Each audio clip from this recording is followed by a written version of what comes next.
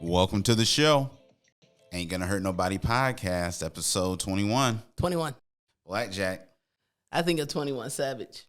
It's a good thing to think about. One of my favorite artists out there. He's awesome. Yeah, I love to see him in concert. Hopefully we can make it happen now that we outside again. Remember we actually saw him at Lollapalooza, and he was like backstage and surprisingly very little. But his bodyguards were huge. Yeah. There was a kid that tried to run up on him and take a picture with the camera phone, and the bodyguard just hit the camera out of his hand. And you wanted to say something, but you were like, man. You shouldn't have done that. That said, he didn't deserve it, but yeah, you shouldn't have done that all at the same time. You're just like, yeah. I'm glad that wasn't me. Yeah, I love 21 Savage. He reminds me of one of my students that made it. Yeah. He's one of my faves. So, Joy, we got to talk about something today. You know, we've only done one episode really since the pandemic kicked off, and I think, you know, with a lot of people, we've all had to adjust. We all had to adapt. And I think one of the biggest things is spending a lot of time with your partner, a lot of time with your mate, and then really having no other outlet but really leaning into each other. And I think you look for your person for support and comfort, but, you know, for a good part of the pandemic, we became each other's primary source for fun as well. Yeah, and what makes it tough is, like, what's fun to one person is, like, not fun to another, or, like, medium fun, and then, like, fun is, like, so subjective. Absolutely, absolutely. And as we're seeing going into a decade, next year will be year 10 of marital bliss for us, you know, I think we're starting to see relationships and even struggle with our own relationship in terms of the joy kind of coming in and out, or fading, or coming in strong. So what better way to really examine and give our listeners and give our audience something to think about than coming up with the show 8 Reasons the Joy May Be Zapped Out of Your Relationship? Yeah, so the title is like, We Not Having Fun No More. Is that a play off of the Dru Hill song? What Dru Hill song are you referring to? We not having fun no more. We don't even have no fun. But, you know, I changed the words because the title. It makes sense. Yeah. It makes sense. It makes sense. Yeah. Reminds me of soul food. Good old soul food from Mama's Kitchen. But think about the movie Soul Food. Even in the movie Soul Food, it was like Vanessa Williams. She with Courtney. Who was the dude? Michael Beach. Oh, Michael Beach. Okay, whatever.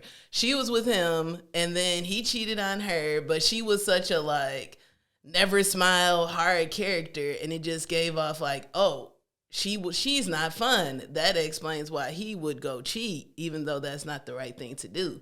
And that, like, troubles me. It's like, so what if she's not fun? Like, what are you going to do about that?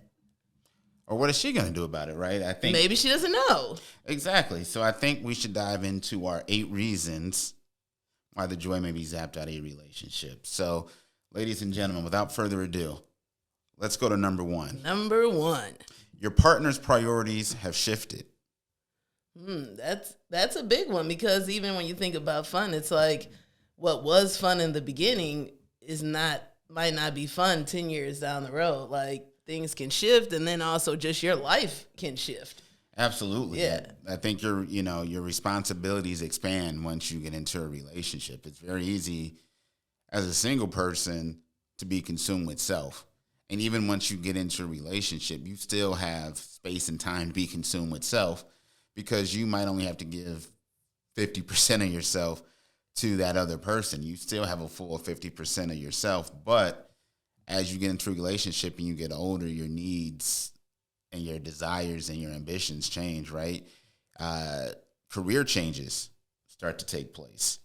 Yeah. Job promotions and upward mobility. So you working more, basically. It's like, or another shift is like, if your partner loses their job, like, that's gonna be a fun killer. Like, if your partner loses their job, it's like, they could be, I mean, it's just a lot. Depressed, stress. It's like a job to find a job.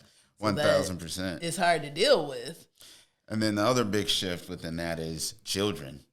Once you have children, that's a job. And as we always say on this show, being a parent is not a job. It's a responsibility. You can quit your job. You can never quit being a parent, even if you're absent. You're always a parent. But like having a child, right? So these are all things you must give yourself to as you become an adult, really.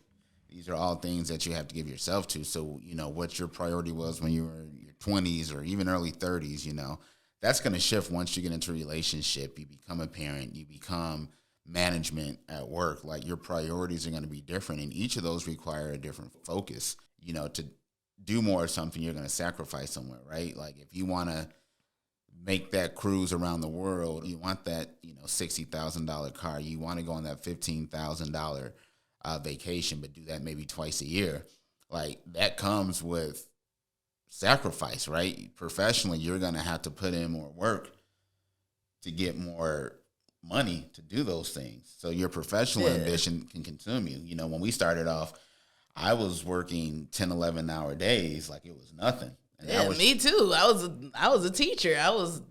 Same. And, and it worked for us because we had the weekends to ourselves and to ourselves alone. So it really didn't matter. We started off kind of giving each other space, from the get-go. So when, being a parent change or, your job responsibility change or my job responsibilities change, the pivot was easier because we were practically going 4 days a week without really interaction or contact, with each other, even though we were living in the same house, sleeping in the same bed. Yeah, but I think the difference is like with the number one, when your partner's priorities shift, it's like you're shifting. Like when we were like single or it was just me and you, it's like all you have to get ready is yourself. Now I have to get myself ready. I might have to help you get ready. Then you got kids to get ready. You got to make lunch. So it's like the time, if you got to make lunches, that could have been the time when you were randomly watching SVU just to make your partner happy. Having sex. Or whatever. Yeah, it's like that's the time when you were doing that stuff. And now something else has like filled that spot and it's like a priority. It's like it's not optional to not do it. And then even though when we were like just me and you, even though we were like on different schedules with work, like if something fun popped up at your job last minute, like I could show up without any issue. It's like now I can't just show, like if you're like, oh, my company's having a happy hour and they tell you that same day, I'm just like, peace, like have a good time because my ass ain't finna be there. And now you're left with the night with 2 kids. You're doing bath by yourself, getting them ready for the next day by yourself, and more than likely having to get up because your partner is, hung over trying to recover from their night out, and that just sets a spiral. So I think it's easy, to kind of put a bow on number one, your partner's priority has shifted. You have to commute, at some point you have to take a step back and realize, you know what, when we started together, I was more of a worker bee. Now that I'm a leader, my wife needs to know, like, these are the expectations I have at work. Oh, now I'm a parent, like, hey, you know what? If I'm going to have the kids all night, guess what? Tomorrow, I'm probably not going to stay up and watch that show with you. We're probably not going to have a sex session. We're probably not going to be able to just, just kick it and chill, right? Like so you at some point, there has to be some level of communication to know there's, like, a give and take. Like, if you go out, just don't expect me to be there willing because while you were out, I was doing this. While you were at work, I was doing this at home. Yeah, it's like cause and effect. And sometimes, like with that cause and effect, the effect is like, it's not as fun. Like 1,000%. That can be an effect. But, let's move on to number 2, your partner change. Now, for this one, I'm just going to do an analogy from my actual life. Like when I was a teen until probably like 27, I could ride roller coasters. Like I was going ham on roller coasters. When me and my students went to Great America, I would ride them with them, all of that. Like roller coasters were super fun to me. Mm-hmm. And then I turned 28. And for some reason, when I turned 28, my ass couldn't ride roller coasters no more. I got motion sickness. Like, I remember me and my best friend went to Great America. We rode Batman, and I was sitting on the bench for the remainder of the Great America trip. And it was just like, what happened? And it was like kind of a sudden change. Like, I could see somebody being like, dang, I thought we was going to ride this roller coaster together. Why you just sitting on the bench, not riding, not walking around sick. Like, that is a drastic change. And I feel like that's like an analogy for what can happen in like relationships. Sometimes your partner changes and it's unexpected. Yep. It's sudden. You didn't sign up for it. You didn't expect it. And now y'all trying to figure out what to do about it. So it sounds like your ass just got old. Let's call it what it is. Yes. I was just like, dang, did my center of gravity shift? Because this room is spinning right now. But I think, right, there's the obvious physical changes that happen to us. But I think your taste changed, right? Like when you were young, you could go out for your birthday. You know, your parents said you can go to any restaurant you want for your birthday. Where you want to go? I want to go to McDonald's. You know, our son Chance, I want to go to McDonald's, get a Happy Meal. Yeah. You ask me where I want to go for my birthday, I'm probably gonna say Bavette's because I want to, a medium rare steak with some roasted Brussels sprouts. I thought you were gonna say asparagus. No, I stopped myself. and something else, right? So your taste change over time. Again, that's food, but I think that comes again.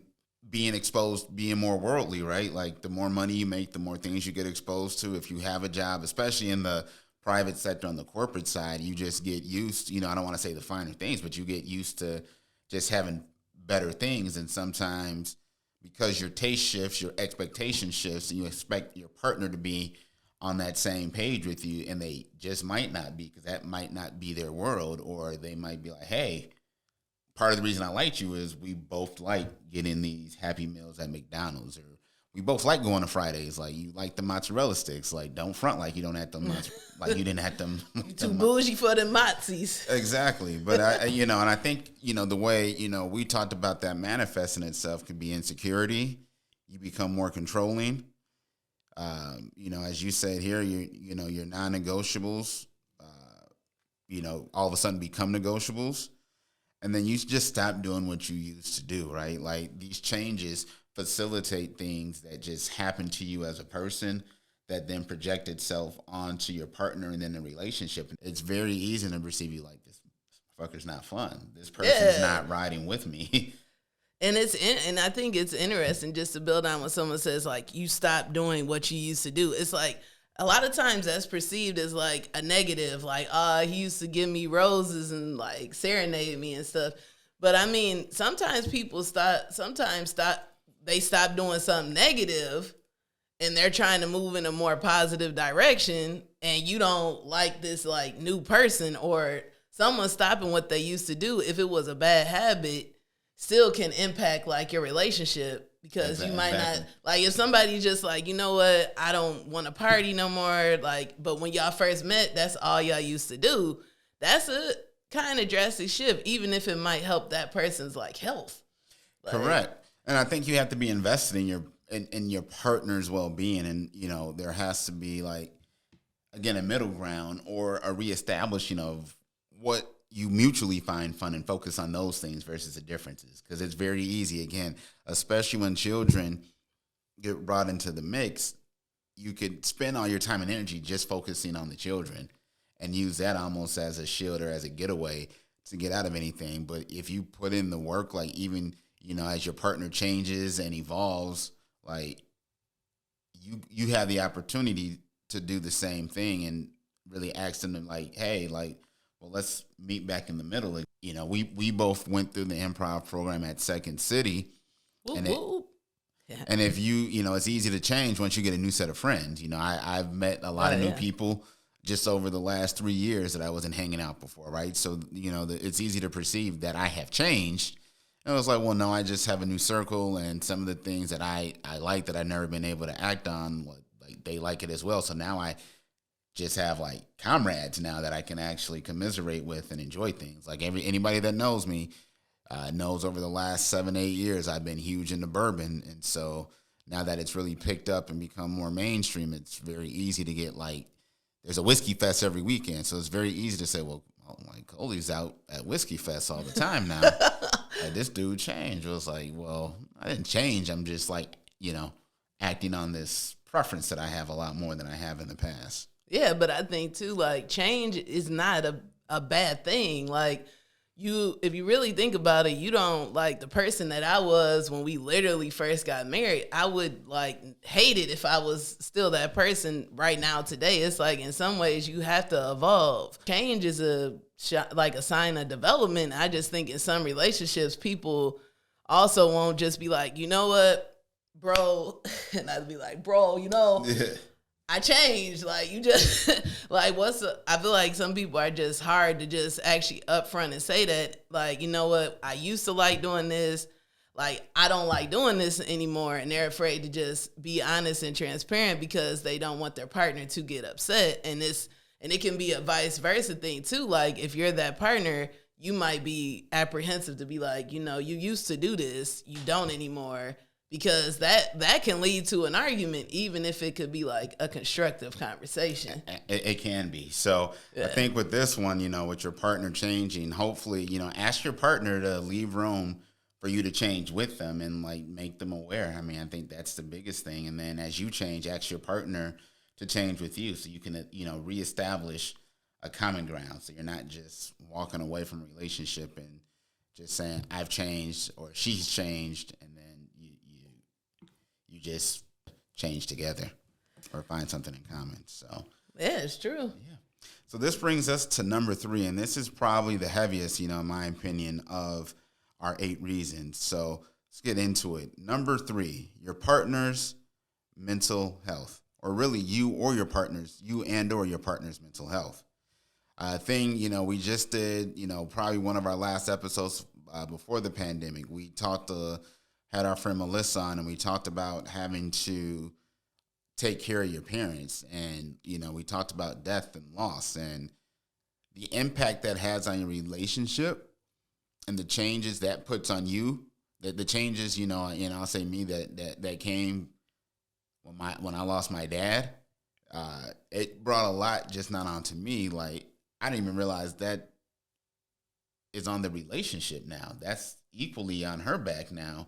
And it's on the relationship's back, and now you have to figure out, well, how does this go on your family's back because we have kids now. So, we haven't dove into this episode, but we had a baby, experienced death, loss of a parent, and lost a job all within a 6-month time frame, and we're gonna do an episode that dives into that.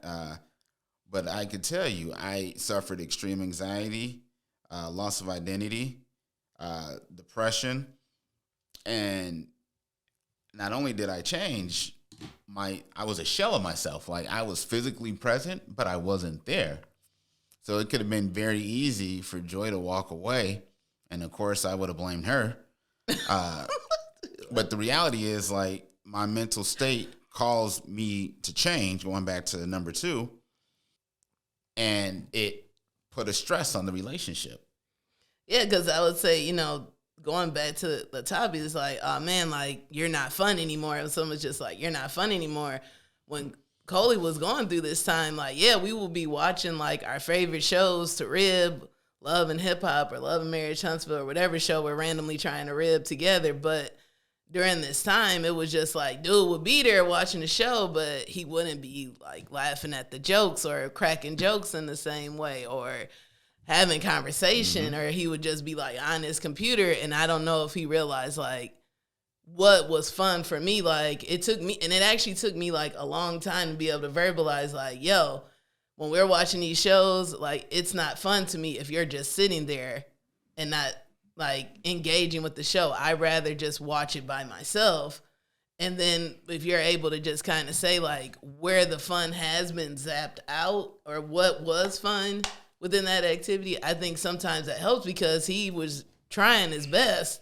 It's hard during these times because just with the mental health, you're really overwhelmed and your mind is somewhere else and you're trying to just like see a little light at the end of the tunnel. And I just feel like a lot of people connect fun with happiness and they're like synonyms, but it's like happiness is a very temporary emotion. It's like happiness, you only really feel happy when you have like the solution to a problem. Like if you have a problem, you're unhappy because you got the problem.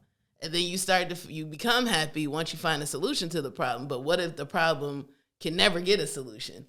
Like when someone dies, like during that time, my aunt died too. Yes. And it was just like, my aunt is gone.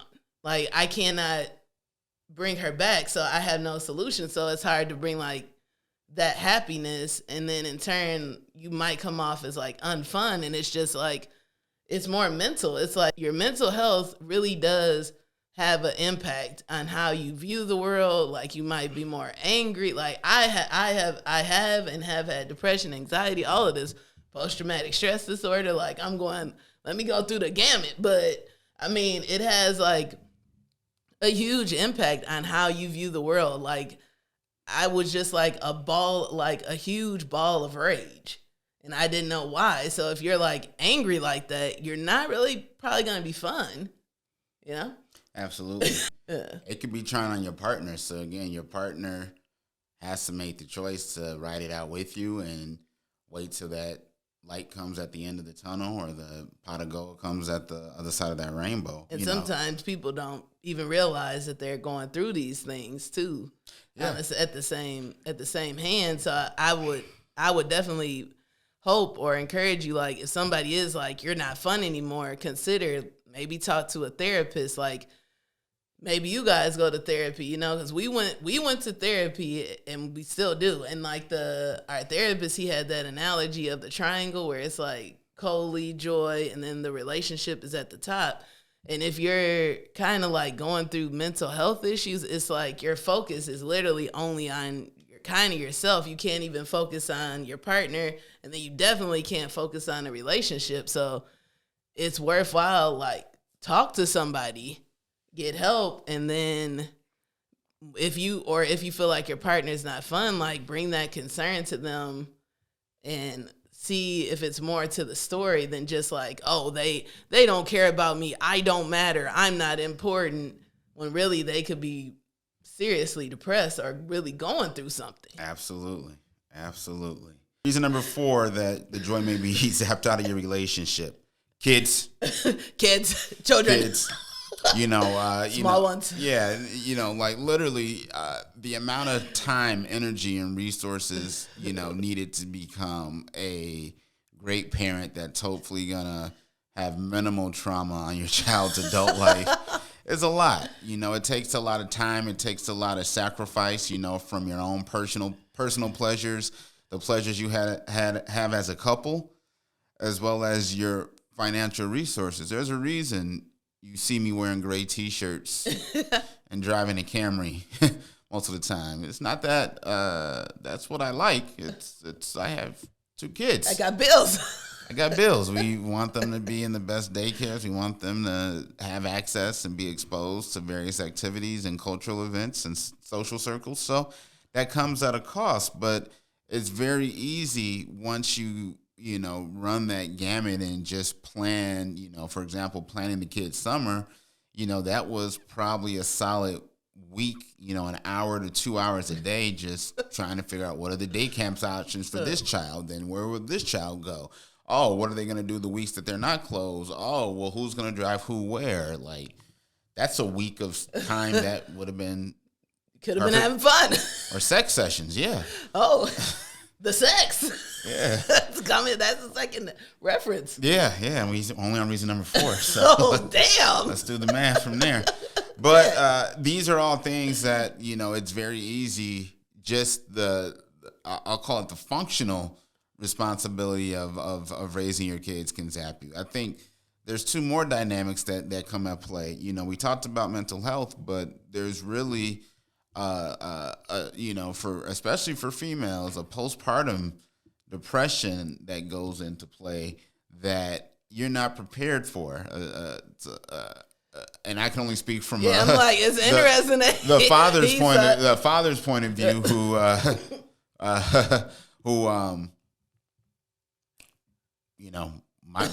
I had a child now, but otherwise my day was normal.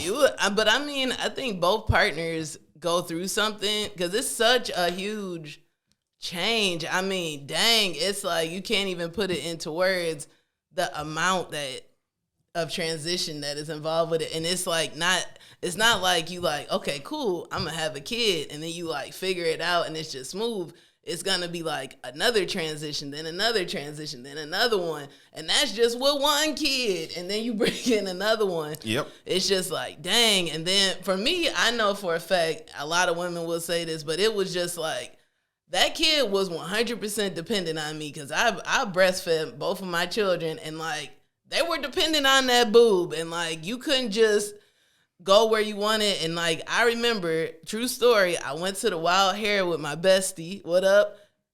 I went to the Wild Hair with my best friend, and I was randomly at like midnight pumping in the Wild Hair's bathroom at a Jamaican like club, like pumping milk.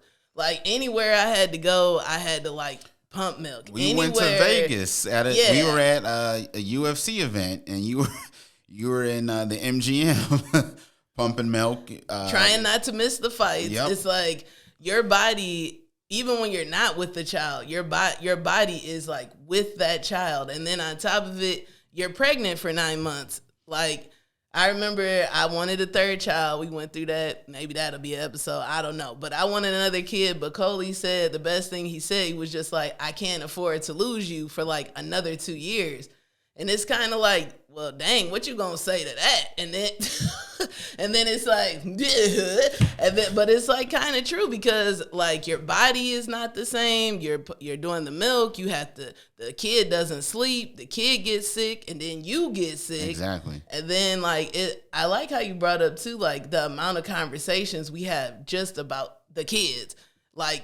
We don't have, like, I remember when we were first dating, I was reading that book, Think Like a Man, Be Like a Lady, or Think Like a Lady, whatever the hell. That's Steve Harvey book. Yeah. Classic novel. Classic novel. But anyways, I was reading it, and the back of the book had all these questions that you should ask your maid and get to know them. And I literally had the time to, like, one, read this damn book. I ain't read a book in like 3 years. And then two, I was asking you like questions like actually about like you. Correct. And like, you just don't do that anymore. Like, it's just like all we do is talk about the kid. Not always, but that's one thing people 80%, get. Yeah, you get in the trap of doing. And then sometimes whenever you do have an activity, you can mistake the fun. Like, you have to really think about like, where is that fun categorized? Like, are you having fun because you and the kids went to the playground and y'all all are together as a family? So that's more like family fun. Yes. And then you have to connect like, what is my relationship fun? And then what is the fun I have with my, like, the things that I like to do, you know, because I feel like that too can kind of get mixed up. And then before you know it, the kids are gone and you're like, oh, we're not having fun anymore. But really your fun was like fun with the kids, like family fun. Y'all really, when y'all was together, y'all really didn't have fun. And your social circle is changing as well, right? Once you have kids, like, it's hard like to still kick it with your friends without kids. Oh God. Like, you're making a whole new set of friends, so you're effectively starting over, which can be fun, but hopefully you find a cool couple where you get along. I get along with the husband, she gets along with the wife, and then the kids get along. But it's a whole paradigm shift. So it's very easy to wrap yourself into being a great parent and caring for these kids, but it could come at the expense of just having fun with your partner. So again. The kid, you gotta separate the parental you from the spouse you and figure out like how you find that source. So let's transition to number 5. I like this one. In the spirit of time, your partner is feeling thyself. Feeling myself. I'm feeling So it's very easy in the course of a relationship. We talked about your partner changing. But it's very easy to start feeling themselves, especially if they went from ashy to classy. Like, especially if you've been dating that person when they were still a lump of coal and dusty. Now they're a polished diamond, or just being that more direct about it. They were entry level and now they're senior management. And now they got bread and they have means and they now have attention. It's very easy for that person to perceive you not as fun because they professionally they might have evolved. But then they're not like, being true to who they are and just kind of blaming you for not being fun.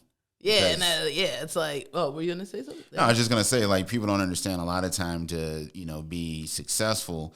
Your partner might have made sacrifices in their career or their ambitions to make sure you had the runway to do what you needed, whether that's taking care of the kids, whether that's taking care of the house, taking care of the bills, moving when you moved, all the things that my wife has done for me, and I recognize and acknowledge and continue to have fun with her through those things. It takes those things. Yeah, I mean, even to do your Bavette's reference with the steak, it's like you would come home from these. I would be at home with the kids. You would come home with all these like delicious leftovers that the people were too bougie to eat, and they would give to you because you would take them, and I would get to eat them, and I would just be like, man, I wish I could eat Bavette's. Man, I wish I could go to the Super Bowl. Like, man, like it's just like. There's different levels, and to me, it's very rare that both people in the relationship are literally on the same level, doing the same type of moves. Correct. And that can breed jealousy. And when somebody is like jealous, they're kind of like, if you're jealous, envious, like you're not fun to be around because you're not really wishing the best for someone. Like. And your partner, you could feel that energy. And I think it's very easy to like not realize like, hey, this person has sacrificed and given up some of themselves. At the end of the day, Michelle was senior to Barack. Are you referring to Michelle Obama, my role model? Yes. Yep. At the end of the day, but it took like she made the sacrifices. Like she found as Bill. I'm not gonna say it, but like she found something presidential. Stuck it out, became the first lady, and then, obviously, she's doing national, like, selling out stadiums. She's the greatest ever. Doing speaking tours, but, like, professionally, she had to give up some. So it's very easy for that relationship to go south. But Michelle Obama is probably one of the few women who I saw somehow or another looks, like, way better 8 years later after the presidential term. I don't know how that happened. She's like wine. She gets better with time. Oh my goodness, yes, she is. I mean, this is my role model right here. And then also, if we're gonna talk about Michelle Obama, like Barack was gone like a lot. Dude would be like, when he was a senator? Exactly. I mean, like even when he was a state legislator, he was like in Springfield. When he was a senator, he was in D.C. She was still here, like holding it down, and that's like a lot. And even probably as president, dude was probably gone a lot. It is. So it's like making sure you just hold your partner's hand and, bring them along for the ride with you, right? Like roller coasters have two seats. It's very rare that you're a single rider on a roller coaster. Like make sure your partner is there not only, for the downs and the twists and the curves, but they're there at those high points when you could smile. I think without that, like it's very easy to, say she's not fun anymore. She doesn't like to do the things I like to do. Well, it's like, nigga, like. She probably can't. She probably can't because she's with the kids or probably doesn't have the exposure. Like, I think you challenged me. You're like, you know what, Coley, when we go out to eat, if you've been to that restaurant, I don't want to go there. I don't care how nice it is, how much I like the leftovers or whatever you like. If you did a takeout order, let's just discover together. And I think it's important that you continue to discover together because you're both going to evolve. So we got 3 more we want to get to for you guys today. So let's go to number 6, broken trust. Ugh, touchy. Yeah, I'll let you touch that one. Well, I mean, I love that analogy of the plate, or like when you, like trust is like a plate and then you break it to the ground, and that's like somebody breaking your trust, but then you get the glue and you glue it back. You could still form a plate, and then if you break it again, though, the pieces are even smaller and it's hard to put together, and then eventually if you keep breaking it, you can't put the plate back together.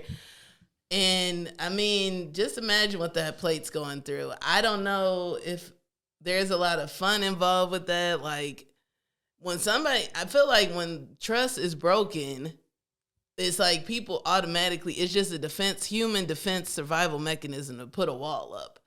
And it's like somebody might be like, oh, you're not fun anymore. But really they have a wall up because they don't want to get hurt, or they don't trust you, or they just don't want to like put themselves out there to be like let down or disappointed. But they truly are still that same fun person.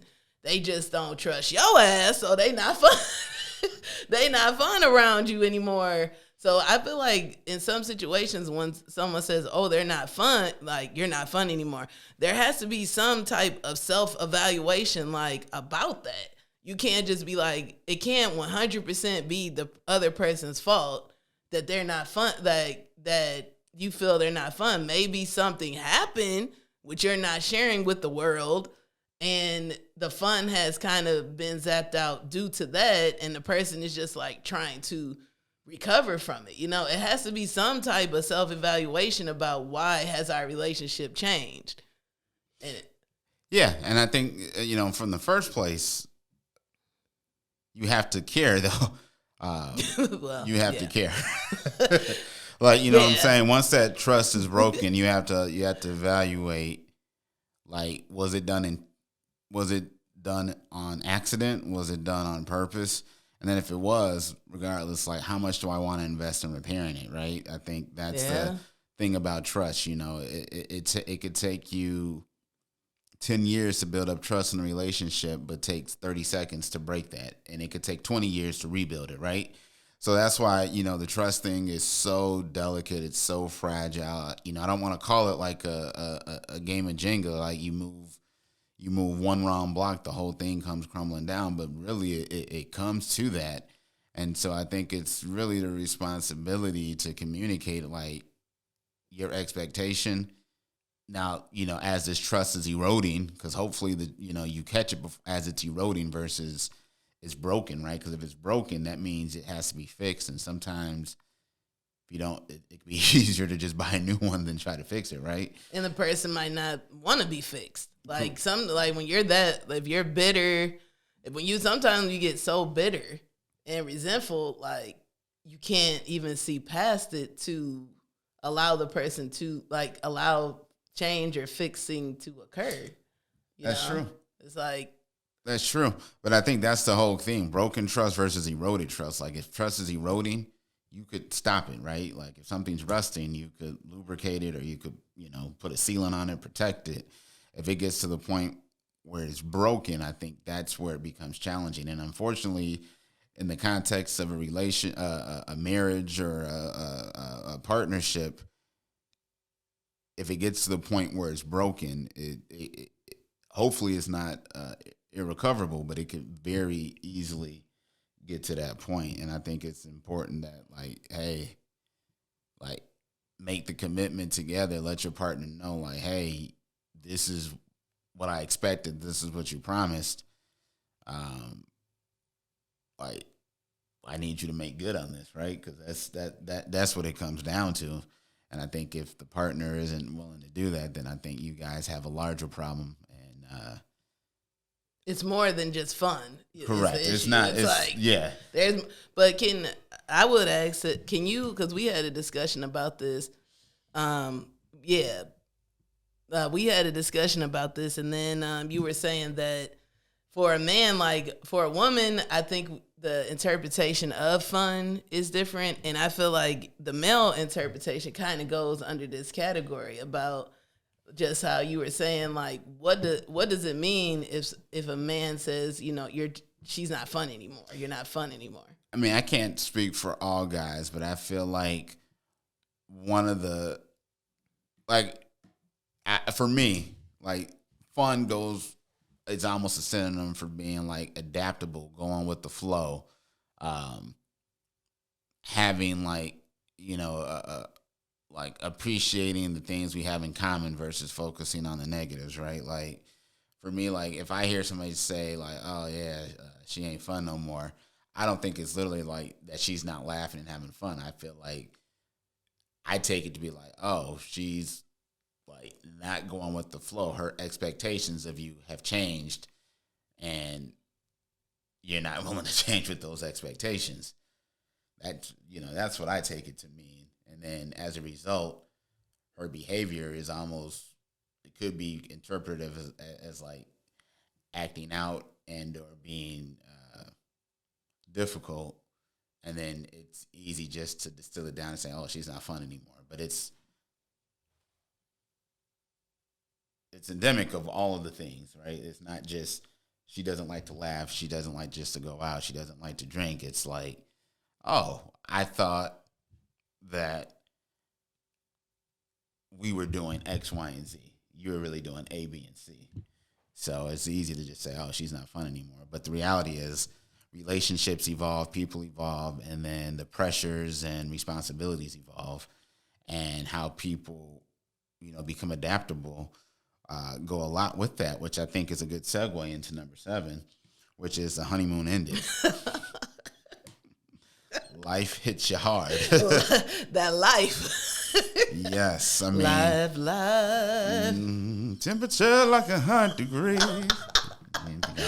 All right, but I feel like, I mean, like the pandemic, I think is the easiest thing. We had some notes and we had a lot of things, but the honeymoon ends, right? And life is going to hit you, like you get together, you start to. It's no different, I always compare dating to a job interview, right? During a job interview, you're gonna have on a shirt, a tie. Before the pandemic, you would have on pants during said interview. Now, you might have on basketball shorts with said shirt and tie.